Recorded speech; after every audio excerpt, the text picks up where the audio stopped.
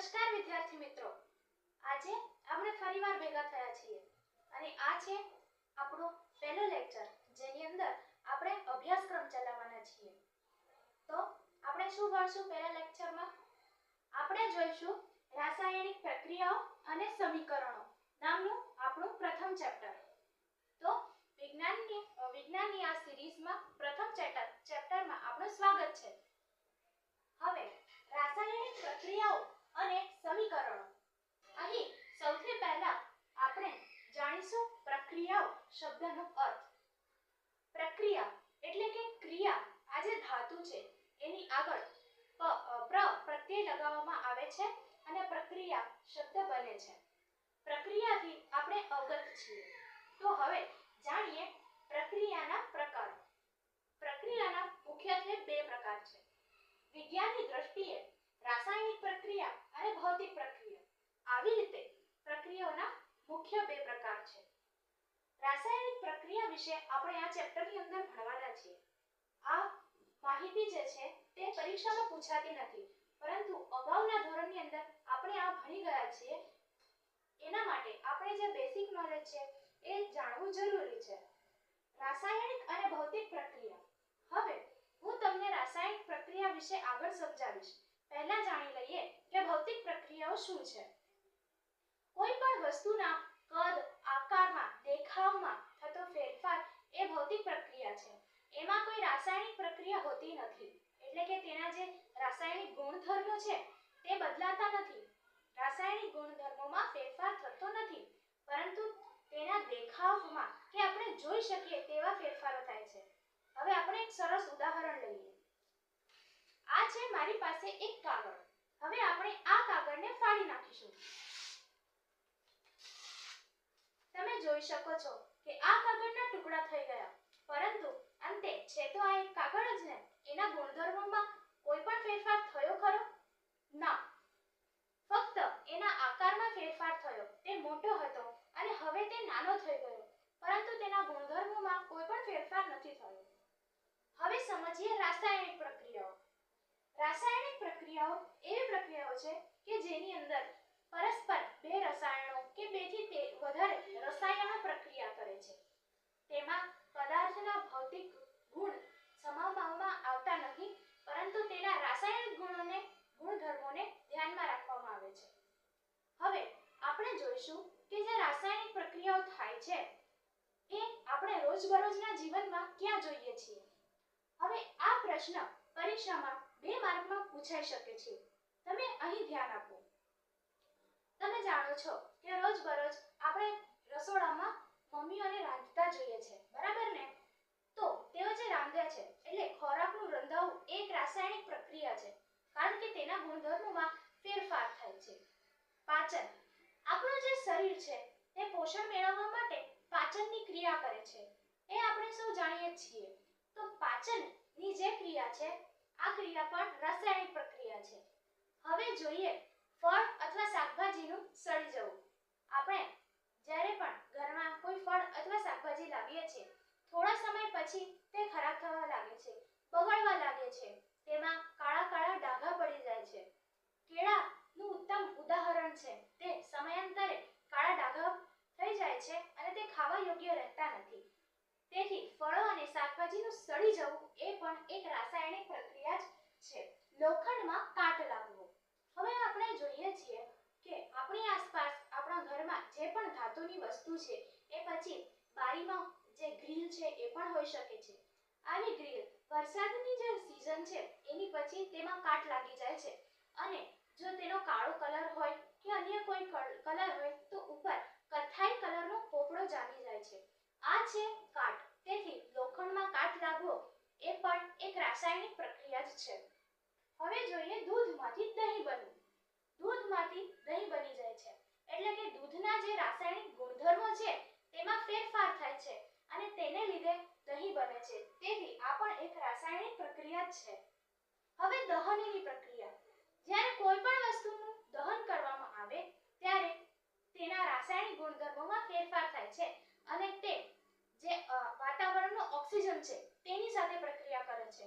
આવનારી જે સંયોગીકરણની પ્રક્રિયા આપણે શીખવાના છીએ એની અંદર દહન દહનની પ્રક્રિયા આવશે અને ત્યારે આપણે સમજીશું કે કેવી રીતે ઓક્સિજનની સાથે પ્રક્રિયા કરીને દહન થાય છે અને તેને રાસાયણિક પ્રક્રિયામાં સમાવેશ કરી શકાય છે. ચલો હવે આપણે આગળ જોઈએ કે રાસાયણિક પ્રક્રિયાઓમાં જે ફેરફાર થાય છે તે કેવા છે. વસ્તુના રંગમાં પરિવર્તન. આપણે અત્યારે જ જોયું કે જે શાકભાજી અથવા તો ફળો છે તે સડી જાય છે. જ્યારે તે સડી જાય છે ત્યારે એના પર કાળા કાળા ધબ્બા પડવા માંડે છે. તેથી તેમના રંગમાં પરિવર્તન જોવા મળે છે. કોઈ પણ ફળ છે એ પાકી જાય છે ત્યારે તેના રંગમાં પરિવર્તન જોવા મળે છે. આ પણ એક રાસાયણિક પ્રક્રિયા જ છે. પછી ગંધ. આપણે તેની ગંધમાં પણ પરિવર્તન જોઈ શકીએ છીએ.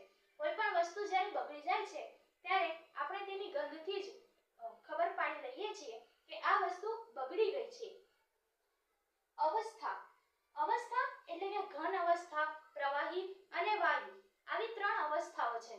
જ્યારે રાસાયણિક પ્રક્રિયાઓ થાય છે ત્યારે તે પોતાની અવસ્થા બદલી લે છે. એટલે કે જો ઘન હોય તો તે પ્રવાહીમાં રૂપાંતરણ પામે છે.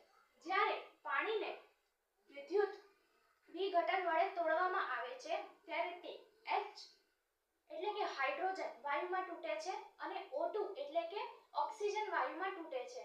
આ રીતે જે રાસાયણિક પ્રક્રિયાઓ થાય છે એની અંદર આપણને આ રીતના પરિવર્તનો જોવા મળે છે અને રાસાયણિક ગુણધર્મોમાં ફેરફાર થાય છે. હવે આગળ આપણે જોવાના છીએ રાસાયણિક જે પ્રક્રિયાઓ છે તેના પ્રકાર. ચાલો હવે આપણે જોઈએ રાસાયણિક પ્રક્રિયાઓમાંની પ્રથમ પ્રક્રિયા જે છે સંયોગીકરણની પ્રક્રિયા. સંયોગીકરણ નામથી જ ખબર પડે છે કે કંઈક સંયોગ થાય છે એટલે કે કંઈક મળે છે. આપણે તેની વ્યાખ્યા જોઈએ. બે કે તેથી વધુ પ્રક્રિયકો પ્રક્રિયા કરીને જે જો એક જ નિપજ બનાવે છે તો તેને સંયોગીકરણની પ્રક્રિયા કહે છે. આપણે ઉદાહરણ લઈએ. જો આપણી મમ્મીએ આપણને કહ્યું હોય કે જઈને ચા બનાવો. આપણે ચા બનાવીએ છીએ.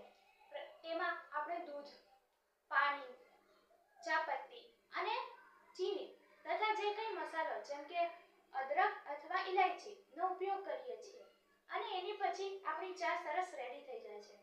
આપણે તેને શું કહીએ છીએ?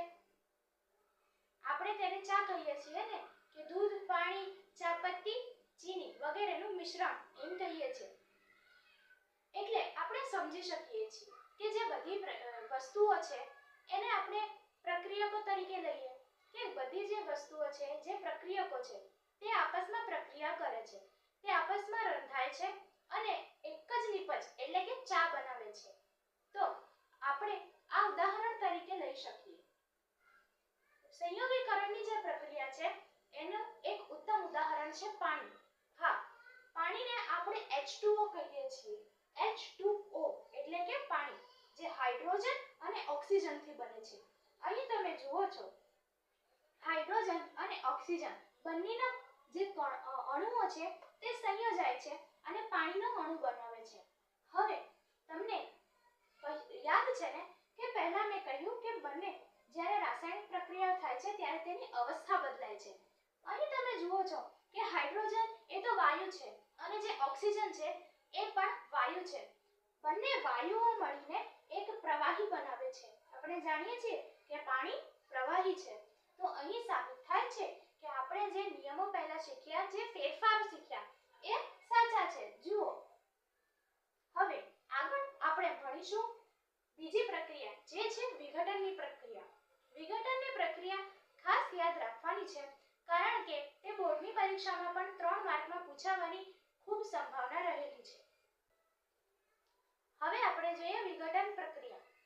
વિઘટન પ્રક્રિયાની વ્યાખ્યા. કોઈ પ્રક્રિયા તૂટીને 2 કે તેથી વધુ નિપજ બનાવે છે તો તે પ્રક્રિયાને વિઘટન પ્રક્રિયા કહે છે. હવે આપણે એના વિશે વિગતે જાણીએ. વિઘટન પ્રક્રિયા એટલે કે નામ સાંભળીને જ આપણને ખબર પડી જાય કે અહીંયા કંઈક ને કંઈક તો તૂટવાનું જ છે. અહીં એક પ્રક્રિયક છે અને તેને છૂટા પાડવામાં આવે છે જેથી તે 2 કે તેથી વધુ હિસ્સાઓમાં એટલે કે પ્રક્રિયા નિપજોમાં વહેંચાય છે અને આ રીતે તે બંનેના સંયોજનથી ફરી વખતે નિર્માણ પામી શકે છે.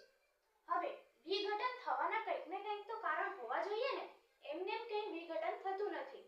તો વિઘટન થવાના મુખ્યત્વે 3 કારણ છે અને તે વિઘટન પ્રક્રિયાના પ્રકારો પણ છે.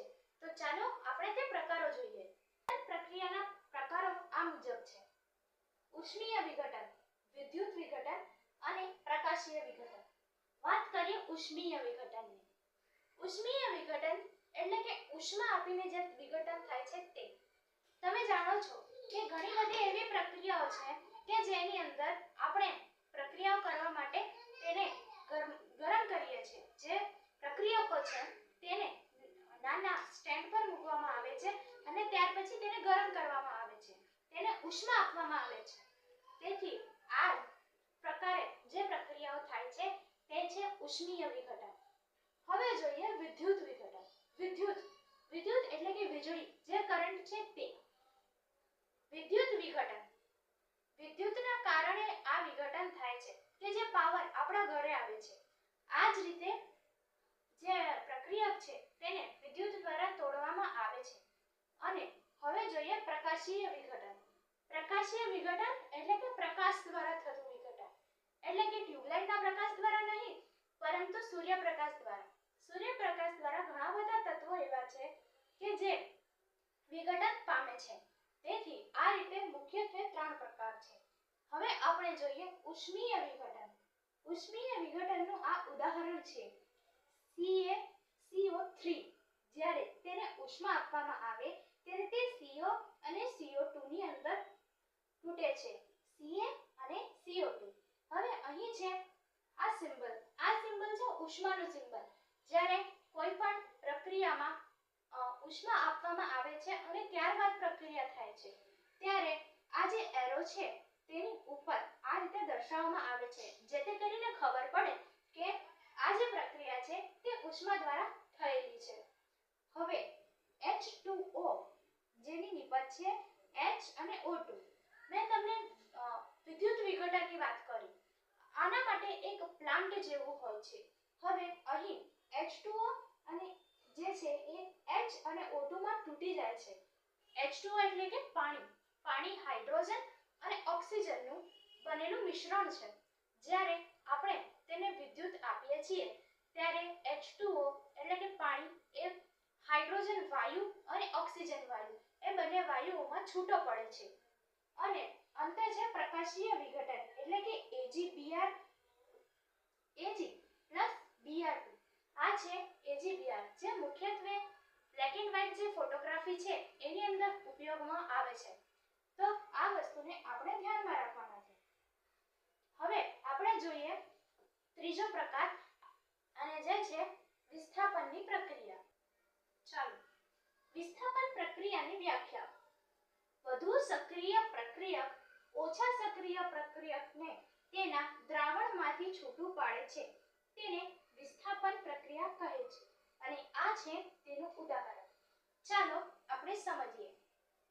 વધારે સક્રિય પ્રક્રિયક એવા છે કે જે ઓછા સક્રિય પ્રક્રિયકને તેના દ્રાવણમાંથી છૂટું પાડે છે.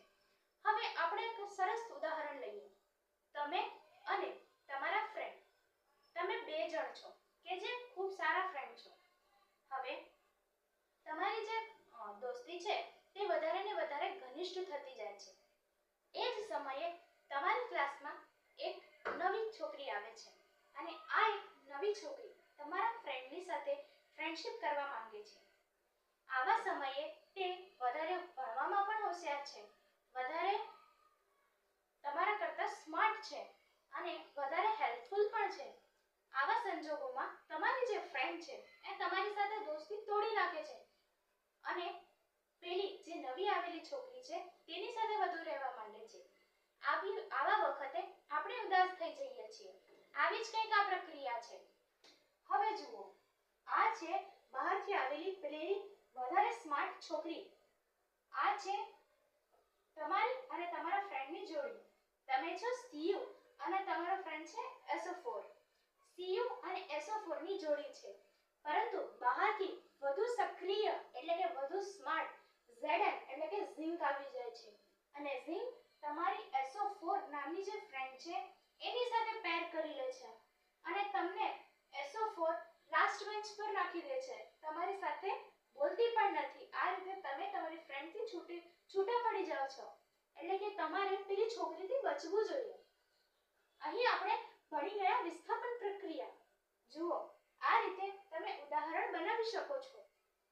અહીં વધુ સક્રિય ધાતુ છે તે ઓછા સક્રિય ધાતુનું જે દ્રાવણ છે એ દ્રાવણમાંથી તેનું વિસ્થાપન કરી નાખે છે અને પોતે તે દ્રાવણમાં આ જે ઓછા સક્રિય ધાતુની જગ્યા લઈ લે છે. બરાબર? તો આ રીતે વિસ્થાપન પ્રક્રિયા છે. હવે તેનો બીજો પ્રકાર છે દ્વિવિસ્થાપન. હવે આપણે જોઈએ દ્વિવિસ્થાપન. દ્વિવિસ્થાપન પ્રક્રિયા એટલે કે એવી પ્રક્રિયા કે જેમાં આયનોની આપ-લે થાય છે. હવે આ શું છે? આયનોની આપ-લે. હવે જેમ તમારી બીજી ફ્રેન્ડ હતી તેવી જ રીતે અહીં બે ફ્રેન્ડની જોડી છે. Friend A, friend B, friend C અને ફ્રેન્ડ D. અહીં જે ચાર ફ્રેન્ડ છે A અને B ની પેર છે, C અને D ની ફ્રેન્ડ છે. હવે આ ફ્રેન્ડ સર્કલની અંદર તમે જુઓ છો કે તમારી જે ફ્રેન્ડ છે એ કોઈ બીજાની સાથે બોલે છે, કોઈ બીજાની સાથે વધારે રહે છે અને તમને આ વાતથી લાગી જાય છે ખોટું. એટલે હવે તમે પેલી જે છોકરી જેની સાથે તમારી એ ફ્રેન્ડ બોલે છે એ છોકરીની બીજી ફ્રેન્ડની સાથે તમે બોલવાનું શરૂ કરી દો છો. એવી રીતે તમારા બંનેના જે ફ્રેન્ડ છે એ એક્સચેન્જ થઈ જાય છે. બરાબર છે? એમ તમે બીજી છોકરીની ફ્રેન્ડની સાથે બોલવા લાગો છો અને તમારી જે ફ્રેન્ડ છે એ બીજી કોઈ છોકરીની સાથે બોલવા લાગે છે. હવે આપણે સમજીએ ઉદાહરણથી.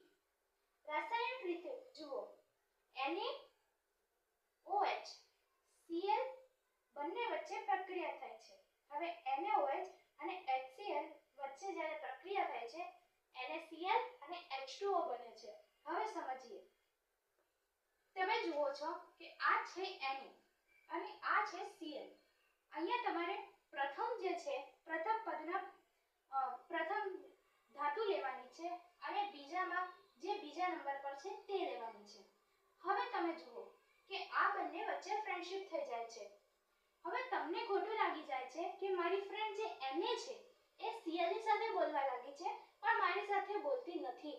એટલે તમે Cl ની ફ્રેન્ડ H ની સાથે બોલવા લાગો છો અને તમારે એટલે કે OH જે તમે છો તમારી ફ્રેન્ડશિપ H ની સાથે થઈ જાય છે. આ રીતે તમે પણ એક પેરમાં આવી જાવ છો. Na અને Cl એ બંને પણ સાથે આવી જાય છે. અહીંયા એ લોકો ભેગા મળીને NaCl બનાવી દે છે અને તમે OH અને H એટલે કે H plus H એટલે કે H2 અને O જે એક બાકી રહ્યો તે. આ રીતે તમે NaCl અને H2O આ રીતે પ્રક્રિયાનું નિર્માણ કરો છો. સમજી ગયા ને?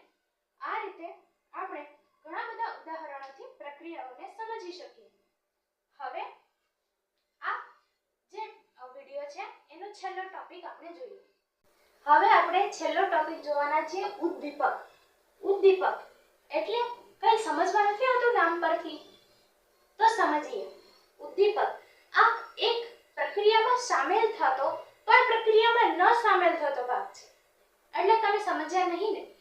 જ્યારે આપણે પ્રક્રિયક ડાબી બાજુ દર્શાવીએ છીએ અને જે પ્રક્રિયાથી જે નિપજ મળે છે એ નિપજને જમણી બાજુ દર્શાવીએ છીએ. હવે ડાબી અને જમણી બંને બાજુ વચ્ચે એક એરો મારીએ છીએ. આ જે એરો છે એની ઉપર આપણે હીટનો સિમ્બોલ આપીએ છીએ અથવા તો વિદ્યુતનો સિમ્બોલ આપીએ છીએ. આ જે કંઈ છે તે છે ઉદ્દીપક. એટલે આ પ્રક્રિયામાં સામેલ નથી થતો પણ પ્રક્રિયાની જે સ્પીડ છે એને કાં તો વધારી નાખે છે કાં તો ઓછું કરી નાખે છે. ઉદાહરણ તરીકે તમારા ક્લાસમાં ઝઘડો થયો છે તમારો અને તમારી ફ્રેન્ડનો. તમારા જ ગ્રુપની એક છોકરી આવીને તમને કહે છે કે ભાઈ શું થયું? તમે એને બતાવો છો કે મારી સાથે આવું થયું એટલે હું પેલી છોકરી સાથે નથી બોલતી. હવે એ શું કહેશે? બરાબર છે, આ તમારી ભૂલ નથી, આ તો તમારી પેલી ફ્રેન્ડની ભૂલ છે. અને સેમ વસ્તુ તમારી બીજી ફ્રેન્ડ પાસે જઈને કહેશે કે બરાબર છે, આ તારી ભૂલ નથી, આ તો પેલીની ભૂલ છે. અને આ રીતે તમને બંનેને ભડકાવશે અને તમારો જે ઝઘડો છે એ ખૂબ વધી જશે. કાં તો તમે એકબીજાની સાથે બોલવાનું બંધ કરી દેશો. એવી જ રીતે તે જાતે આ ઝઘડામાં સામેલ નથી થતી એ ફ્રેન્ડ ફ્રેન્ડ ફક્ત આ ઝઘડાને વધારવાનું કામ કરે છે અને તમારા બંને વચ્ચે ફ્રેન્ડશિપ તોડવાનું કાર્ય કરે છે. આ રીતે ઉદ્દીપક પણ કાર્ય કરે છે, જે પ્રક્રિયામાં જાતે તો સામેલ નથી થતો, પરંતુ જે પ્રક્રિયા છે એમાં ભાગ જરૂર લે છે. પ્રક્રિયાને ધીમી કાં તો સ્પીડ બનાવી દે છે. આ રીતે ઉદ્દીપકની વ્યાખ્યા છે. હવે આપણે જ્યારે વિઘટન પ્રક્રિયા શીખ્યા, ત્યારબાદ આપણે વિસ્થાપન શીખ્યા, જેની અંદર આપણે સમજ્યા કે જે વધારે સ્માર્ટ છોકરી છે તે તમારી ફ્રેન્ડને પોતાની ફ્રેન્ડ બનાવી લે છે અને તમે બિચારા સીયુ ની જેમ કોપરની જેમ એકલા પડી જાઓ છો. તો હવે હું તમને એક પ્રશ્ન પૂછું કે જો પેલી છોકરી વધારે સ્માર્ટ ના હોય તો તમારી ફ્રેન્ડશિપમાં કોઈ પણ અસર નહીં થાય. તો એ કેવી રીતે ખબર પાડવી કે પેલી જે છોકરી જે તમારા ક્લાસમાં આવે છે તે સ્માર્ટ છે કે નહીં? એટલે કે જે રિએક્ટન્ટ, જે પ્રક્રિયક છે એ વધારે સક્રિય છે કે સક્રિય નથી. એના માટે તમારે સક્રિયતા શ્રેણીને યાદ કરવું પડે છે. સક્રિયતા શ્રેણી માટે પણ હું અલગથી વિડીયો બનાવી દઈશ, કારણ કે ઘણા બધા એવા વિદ્યાર્થીઓ છે કે જે સક્રિય શ્રેણી જાણે છે. તો જે વિદ્યાર્થીઓ સક્રિય શ્રેણી જાણતા નથી તે ચોક્કસપણે આ વિડીયોને જોઈ લે અને જે સક્રિયતા શ્રેણી છે તેને સમજી લે અને સમજી લે કે કોણ કોનું વિઘટન કરી શકે અને કોણ કોનું ન કરી શકે. Thank you.